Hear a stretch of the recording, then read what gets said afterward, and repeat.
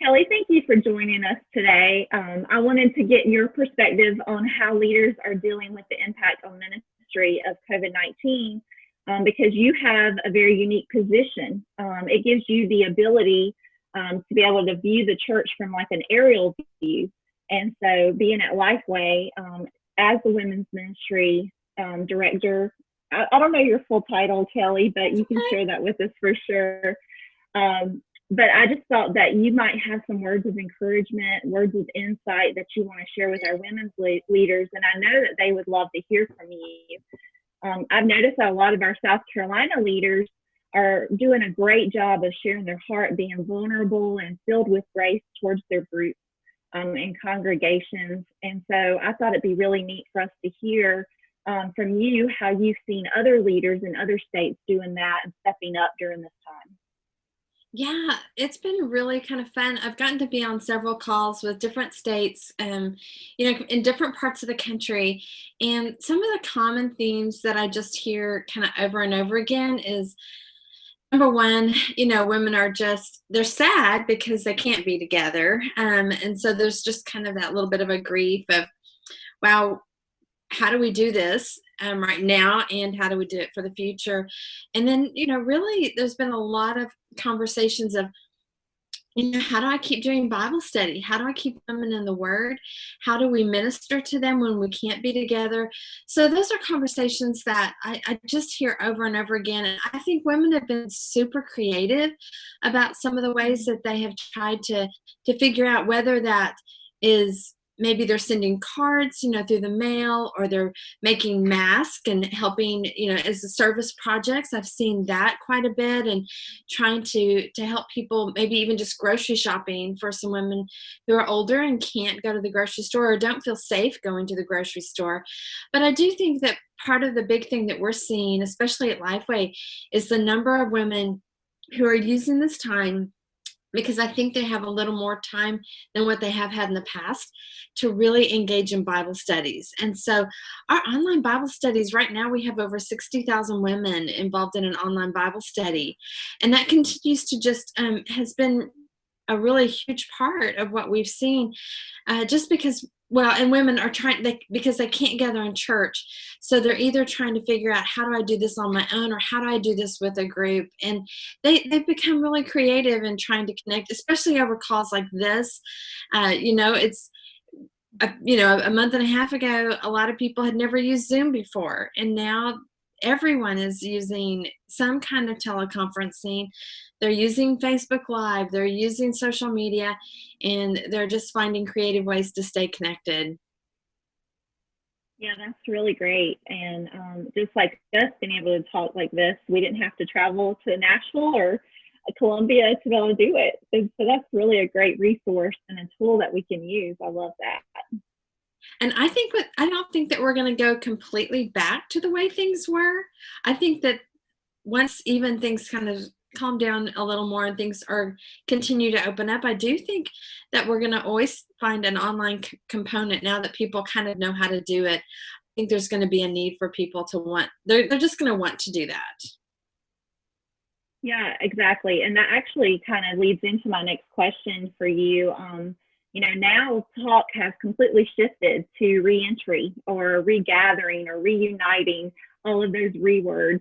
In South Carolina, we're going with regather, and so all of our conversations have shifted to how does the church regather? How do small groups regather?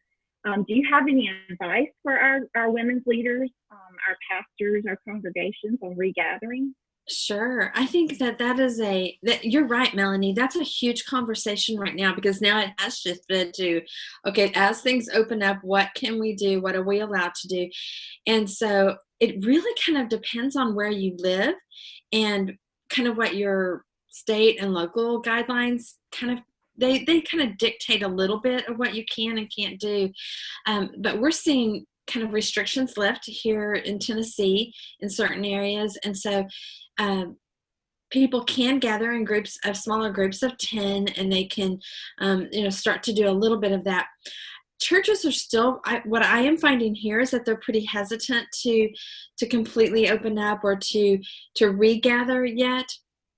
But I am seeing some shifts in other states where they're phasing in different things. So some of them are saying, okay, we're going to phase in one online service. We're going to phase in a service maybe where we can do some things outside, or people stay in their cars and maybe they do drive-ins. And then I've also seen, hey, we're going to gather in our worship center. We're not going to have children's ministries because they don't know, trying to make sure that that's all safe. They don't know about, having small groups in churches yet, but I'm seeing more of them saying, okay, we can hold maybe, a fifth of what we our sanctuary holds, or our worship center, and we're going to spread seats apart. And so your family can sit together, but then you need to have distance between. So I've seen churches, even pictures of churches where the chairs have been removed, if they have chairs instead of pews, or they're trying to physically make sure that people will be distanced. And then I think one of the keys is just communication. I've seen churches say, you need to register and tell us you're coming so that we know how many people we can hold, and only so many. I've seen some churches say, hey, maybe an alphabet, this part of the alphabet can come this Sunday. And so that's going to gradually kind of open up. And I think we'll have to be really careful if we see spikes of coronavirus that kind of come back, then I think it'll kind of shut down a little bit more again. So I think we're going to be watching to see what that looks like and how we social distance, or if you want to call it physical distancing, that everybody kind of has their own word for that too. But I do think small groups maybe are going to happen in homes a little bit when people feel comfortable. I know tonight, my small group of girls, we have not been together in 2 months. And so tonight we're going to meet outside in my yard, and we just have a fire pit that's not fancy. So please don't get any big pictures of a fancy fire pit. It's just a little fire pit. And we're just going to, have our yard chairs, and we're going to talk and catch up.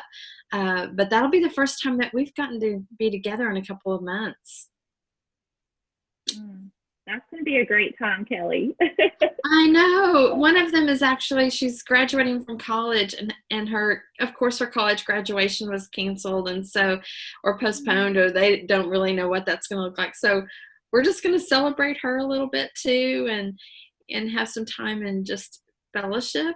And I don't know, I'm looking forward to just seeing people that aren't on screen. I mean, I'm so glad for technology, but I think there's something about, we just are craving that physical, presence of people. For sure. I understand that completely. I can't wait to get back with my small group too. We do Zoom calls, and Zoom calls are great.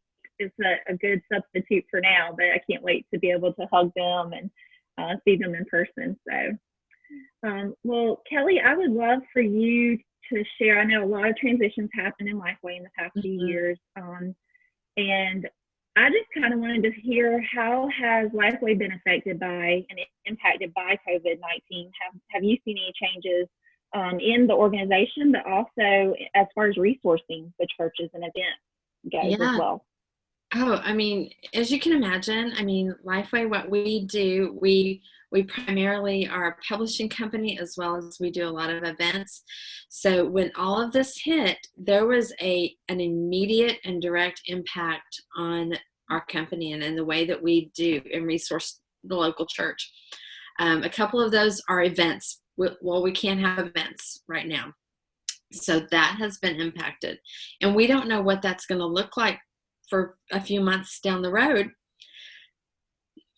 I mean, we're kind of planning for the fall, just, hoping that things kind of get back to normal. But you think about some of the camps that Lifeway does, our student camps, even the Centra Kids, things like that. Those have definitely been affected. And so that's a hit to us. Vacation Bible School materials. We are a huge provider of Vacation Bible School materials, and churches are having to rethink what that looks like. They're not a big part of our business is the ongoing curriculum. So things like Explore the Bible, or the Gospel Project, or Bible Studies for Life, those are mainstays of what churches expect Lifeway to produce.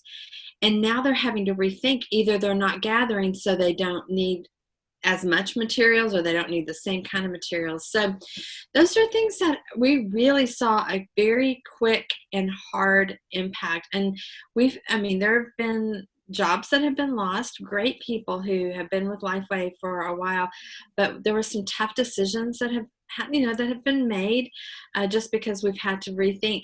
I do think we're going to come out of this a much more strategic organization and with a real futuristic kind of approach. I think the whole world of digital is going to look different for us, how we scale that to the church and how we make that available. One of the things that our leaders have been really passionate about is how do we help churches through this, because we know churches have taken a hit. And so if they're not gathering, there is a certain population that may not be giving to the local church. So all those things ripple down into different things. And so we've started this week what we call the Church Assistance Program. And so we're encouraging pastors to go to lifeway.com, look at, Google Church Assistance Program in the search bar. And there's some special offers there for digital curriculum. There's some credits on your Lifeway account. So we are really encouraging pastors to look at that and see how we can help you through this time, because we know a lot of them are struggling. Some of them aren't, but even churches who aren't struggling are having to rethink how they use things. Printed materials, you can't keep them as clean, things like that. So how you distribute things and how you are careful about things like that. So we're rethinking things just the way the local church is rethinking things. Kelly, thank you for sharing that. And you are always such an encourager. And I just love spending time with you. And I know that our ladies enjoy hearing from you. You're just such a positive person for the kingdom and an influencer. And so I appreciate your time today and for you hanging out with us. Was there anything else you wanted to add before we get off the call? Yeah, I would just even encourage churches or women's leaders, if they aren't reading Facts and Trends on the Lifeway site, they can go to factsandtrends.net. Almost every day there's new articles that really, because it's a daily conversation, isn't it? I mean, you and I have talked a few times over the last few weeks, and every week things are changing. So what we say one week, the next week things are going to be different. So things like that, factsandtrends.net is a good place for you to go and just kind of know where churches are and learning from each other. So we're learning, and we're just, we appreciate our churches and those who are leading. And we know there's tough decisions, and we know that everyone's just trying to keep people safe. And so that's our priority. And we really want to just use this time to glorify the Lord in this too. Awesome. Well, thank you so much for your time today, Kelly. We'll be praying for you as you continue to lead from your seat at Lifeway, and we'll talk soon. Thanks, Melanie.